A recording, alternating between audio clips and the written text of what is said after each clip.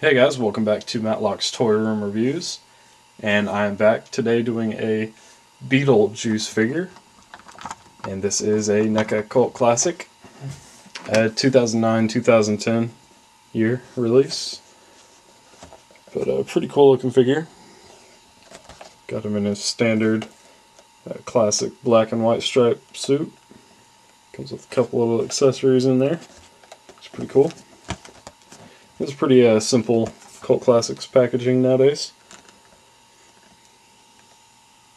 Cool.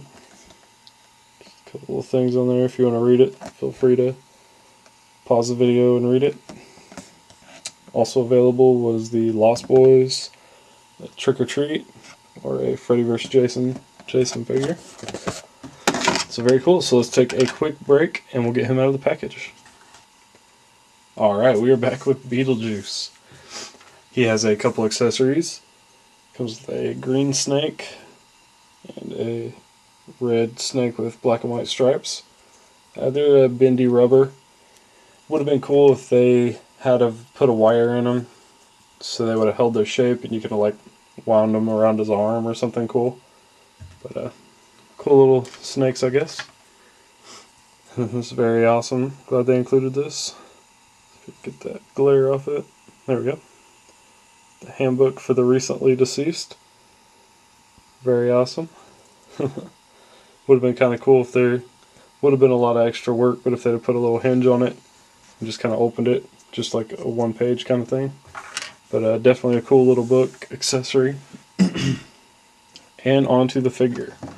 Now, first off, it's NECA, and you know, detail is going to be pretty decent, but articulation stinks. We all know that just right off the bat. But pretty decent. Paint's a little whack on the white and black stripes, but it's not too bad. One thing I think is kind of nice is the hair is actually translucent, but it's not a pure translucent. It's actually, if you could see there, just the shadowing it is. There you go. But it's kind of cool, like some of the tips of the hair, if you can see, it's kind of a soft rubber. It's kind of weird. But it's got all his like dirt and grime around his head. Pretty cool. I don't know why he's like, his eyes are directed to the left for some reason. But pretty good detail on the face there. If you look at his hands, he's got that green crap all over his hands. And on this hand, he's actually got his ring and his little grubby fingernails too.